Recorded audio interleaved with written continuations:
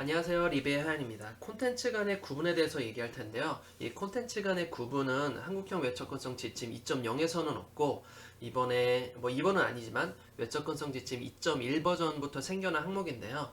한번 어떤 부분인지 한번 같이 보도록 하겠습니다. 이 콘텐츠 간의 구분 같은 경우에는 보통 가독성이 떨어지거나 아니면 콘텐츠 말 그대로 콘텐츠와 콘텐츠 사이에 어떠한 여백이라든지 구분할 수 있는 장치가 없으면 웹을 사용하시는 분들 중에 어떤 정보 전달이 좀 미흡하거나 또는 노인분들을 위해서 만든 항목이기도 하거든요. 또 어떠한 사례가 있고 주의할 점이 무엇인지 한번 같이 보도록 하겠습니다.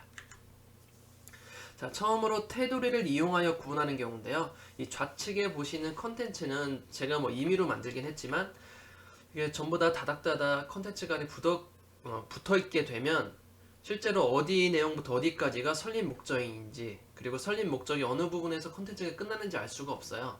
그래서 테두리 같은 걸 이용해서 이곳까지는 또 다른 목적의 컨텐츠고 밑에는 테두리를 침으로 인해서 이 컨텐츠 구분을 통해서 좀 성격이 다른 컨텐츠다라고 좀 분리를 시키는 것이죠. 이렇게 해서 웹사이트를 정보를 제공받는 사람들 중에 어떠한 컨텐츠 구분이 힘들다던가 또는 어떤 내용 구분이 힘드신 분들을 위해서 마련된 그런 지침입니다.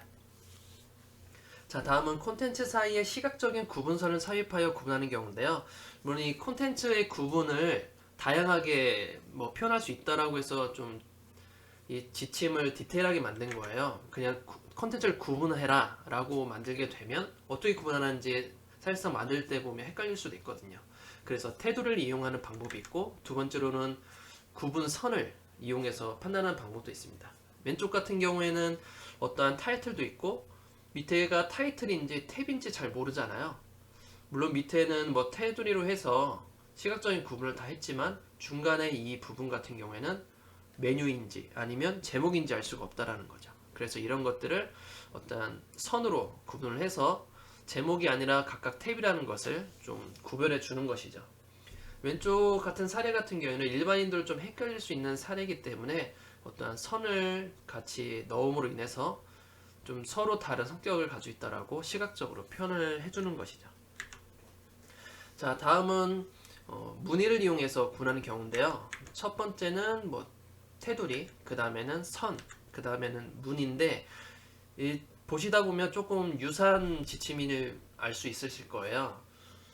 예를 들어 색상만으로 표현하지 않는 경우라는 지침이 있는데 그 부분 그래프를 많이 예를 들죠. 그래프 같은 경우에 색상만 알게 되면 색상만으로 정보를 제공하게 되면 어떤 그래프가 어떠한 내용을 가지고 있는지를 알 수가 없거든요.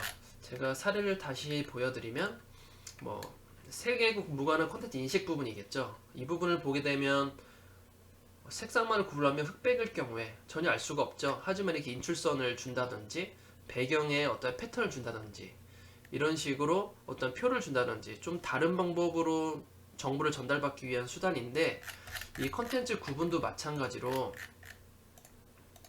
어떠한 테두리 선을 준다든지 그냥 구분선을 준다든지 지금처럼 다른 문을 준다든지 약간 비슷한 지침이긴 해요. 하지만 아까와 같은 경우에는 색을 구별하지 못하는 분들을 위해서 만든 지침이고 지금 같은 경우에는 좀 낭독증이 있다든지 아니면 좀 웹을 이용하시는데 좀 읽기 힘든다든지 이런 부분이죠. 예를 들면 노인분들은 웹을 그렇게 많이 접근하지 못했기 때문에 접근했을 때 좀 큼지막하게 영역을 구분해주면 제대로 이 컨텐츠를 제공받을 수 있겠죠. 그래서 좌측 같은 경우 어떠한 이 서식 같은 경우 이렇게 표현을 했는데 서로 다르다는 것을 표현하기 위해서 물론 아까는 외곽선을 줬지만 지금 같은 경우에는 뒤에 패턴을 좀 주었죠. 이렇게 패턴을 줘서 서로 다르다는 것을 좀 인지할 수 있게 만들 수도 있습니다. 자, 다음은 콘텐츠 배경색 간의 명도 대비를 좀 달리하려 구분하는 경우입니다. 지금 같은 경우에는 전부 다 화이트라서 어디부터 어디까지가 콘텐츠가 시작되고 끝냈는지 알 수가 없지만 우측처럼 이렇게 배경에 회색을 줘가지고 서로 명도 대비가 확실하게 될 수 있도록 하는 게 좋죠. 이렇게 명도 대비가 나오게 되는데 이 명도 대비도 마찬가지로 우리가 텍스트 콘텐츠의 명도 대비라는 항목이 있었잖아요. 이전에 14픽셀 굵은 거 이상이면 3대1로 해도 된다. 그 이하면 4.5대1로 제공한다. 식으로 해서 이 명도도 그냥 단순히 명도 대비를 달리한다 라는 게 아니라 따로 수치를 제공해 줘야 됩니다. 명확한 수치를. 그게 바로 이쪽에 나오는데요. 테두리와 배경색과의 명도 대비를 했을 경우에 4.5대1 이상으로 제공한 경우만 어떻게 이 오류가 해당되지 않습니다. 그래서 좌측처럼 이렇게 테두리를 제공했음에도 불구하고 제대로 선이 안 보이잖아요. 그래서 일반인들도 정확하게 선을 볼 수 있고 그 색을 잘 구별하지 못하는 분들도 정확히 선을 보기 위해서 일정 비율의 명도 대비 기준을 제공한 것이죠. 나중에 이렇게 명도 대비를 어떻게 계산하는지는 나중에 따로 툴을 알려드릴 테니까 우선은 4.5대1을 지켜야 된다라고 알아보면 될 것 같습니다. 다시 앞으로 와서 줄 간격 및 글자 간격을 조절하여 구분하는 경우인데요. 이 부분은 일반 장애를 가지신 분들뿐만 아니라 일반인들도 해당되는 건데요.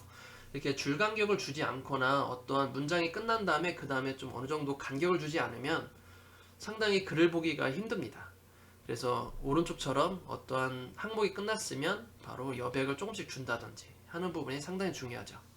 그래서 뭐 당연한 거 아니야? 라고 생각하실 수도 있겠지만 사실 이 웹을 보고 그리고 심사를 하다 보면 그렇지 않은 사이트들도 굉장히 많아요. 그래서 그런 것을 좀 잡는 게 중요하겠죠. 자, 다음으로 기타 콘텐츠를 시각적으로 구분하는 경우에 대해서 얘기하는 겁니다. 그래서 모든 콘텐츠를 구분할 때 우리가 색으로 구분하기도 하고 명도 대비를 지켜서 구분하기도 하고 테두리를 준다던가 경계선을 준다던가 해서 영역을 구분할 수도 있지만 어떠한 다른 방법으로 시각적으로 구분할 수만 있다면 어떻게 접근성을 준수하게 된다는 것이죠. 이렇게 시각적으로 구분을 했지만 또 한 가지 더 볼 게 있다라면 이 가운데 같은 경우에는 우리가 텍스트 콘텐츠 명도 대비라고 해서 이 글씨 색과 글씨의 배경색과 어떤 명도 대비 비율을 또 지켜줘야 돼요. 그래서 어떻게 이 접근성 지침 같은 경우에 단일 항목에서 끝나는 것이 아니라 한 항목을 지키더라도 다른 항목이 또 복합적으로 어떤 준수해야 되는 경우들이 상당히 많이 있거든요. 그래서 이렇게 컨텐츠 간의 구분을 하더라도 꼭 명도 대비는 같이 지켜주셔야 됩니다. 자, 테두리 얘기, 명도 대비 얘기를 했었고요. 자, 이렇게 해서 우리가 컨텐츠 대비, 컨텐츠 간의 구분을 한번 얘기해 보았습니다. 사실 이번에 2.1 버전 오게 되면서 새로 생긴 항목이기도 하고 이런 구분에 대한 항목이 생기면서 좀 더 사용성에 대해서 많이 좋아졌다고 좀 개인적으로 생각하는 쪽이 있거든요. 그래서 이것을 한번 지켜주시면서 뭔가 좀 더 원활한 웹을 만들었으면 좋겠다고 생각이 듭니다. 자, 그럼 오늘은 여기까지 하도록 할게요. 감사합니다.